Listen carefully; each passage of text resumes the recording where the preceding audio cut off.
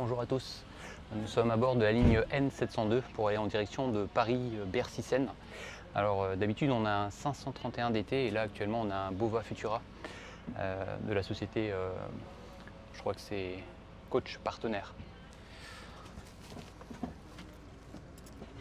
Donc je te propose de tester tout de suite cette ligne N702 à bord de ce Bova.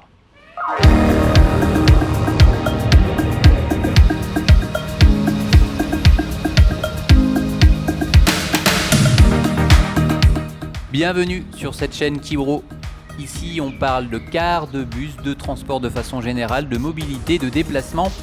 Et aujourd'hui je te propose un voyage à bord d'un car Flixbus au départ de Brest et à destination de Strasbourg. C'est parti.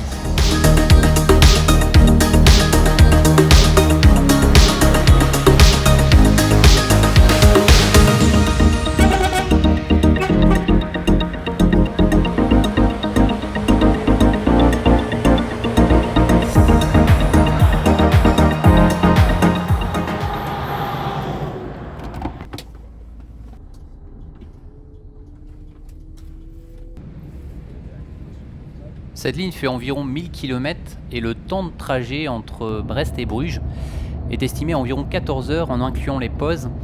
Et pour avoir quelque chose de concret, si tu pars à Brest, donc c'est l'horaire de 20h50, tu arriveras le lendemain à Bruges aux alentours de 11h10. Pour ma part, je vais descendre à Paris, donc il arrive aux alentours de 6h20 et après on va enchaîner sur une seconde ligne pour aller jusqu'à Strasbourg.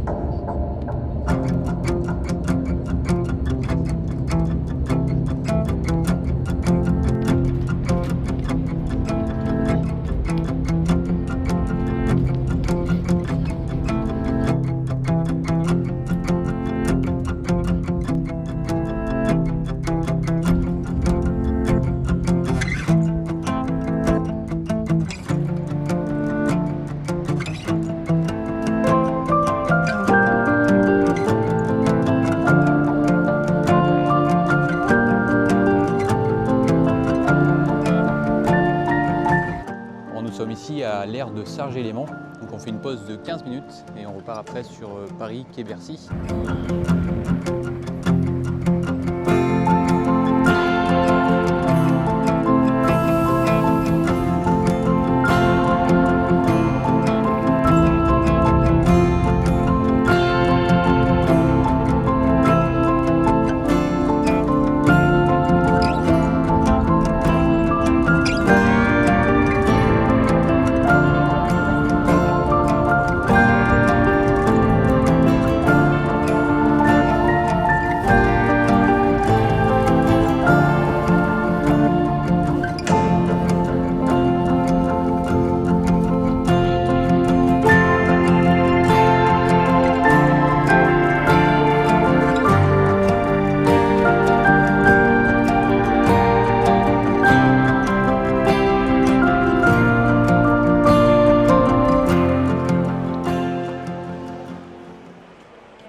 Voilà, nous sommes arrivés ici à Quai-Bercy, à Paris, et on va prendre une correspondance ensuite pour aller jusqu'à Strasbourg.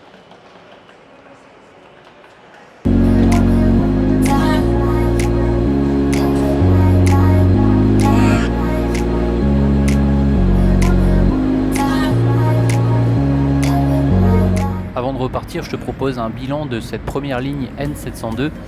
Alors le temps de trajet que j'ai mis pour faire Brest-Paris est au total de 9h30. Le tarif, j'ai payé 24,98 € avec un supplément pour avoir réservé ma place. Et les avantages sont nombreux. Je pense qu'on peut parler du fait que ce soit un voyage de nuit, c'est-à-dire que quand tu arrives sur place au petit matin, tu peux profiter de ta journée et tu as une nuit d'hôtel en moins à payer sur place. Après le tarif, c'est clair, c'est imbattable. Et malgré que ce soit en autocar, je trouve que le confort des autocars d'aujourd'hui en tout cas sont vraiment quelque chose à mettre en avant, et c'était le cas en tout cas sur les lignes Flixbus que j'ai empruntées et notamment celle-ci. Donc je peux mettre ça en avantage, le confort du car. Et enfin les équipes de conducteurs, je trouve ça rassurant le fait qu'ils soient en double équipage, c'était le cas ici. Et en tout cas j'ai trouvé la conduite et même la relation avec les passagers très courtoise et chaleureuse. C'était plutôt sympathique. Ensuite, comme dans tout test, je pense que c'est important aussi de mettre en avant les points à améliorer. Alors je dirais en premier, et ça arrive souvent de remarquer que il faudrait en fait rendre les gares routières plus attractives, parce qu'aujourd'hui c'est pas le cas. À Brest par exemple, il n'y a pas d'espace pour l'attente des voyageurs, donc c'est vrai que c'est quelque chose à améliorer. Et après on voit aussi à l'arrivée à Paris-Bercy, c'est vrai que l'espace voyageur est à améliorer et de prendre en compte aussi peut-être ce qui se fait au niveau des gares SNCF, qui pour moi en tout cas est un bon exemple d'avoir un espace en fait convivial pour l'attente des voyageurs.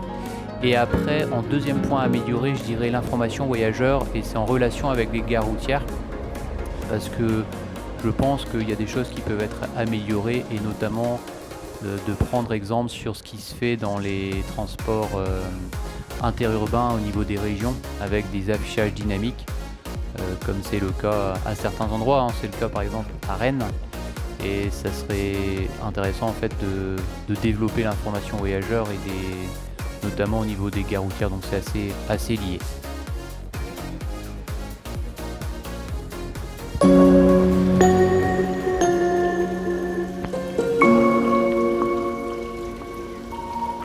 On va s'arrêter là pour la première partie de cette vidéo, et nous on se retrouve dimanche prochain pour le trajet entre Paris et Strasbourg. Allez, Kenavo!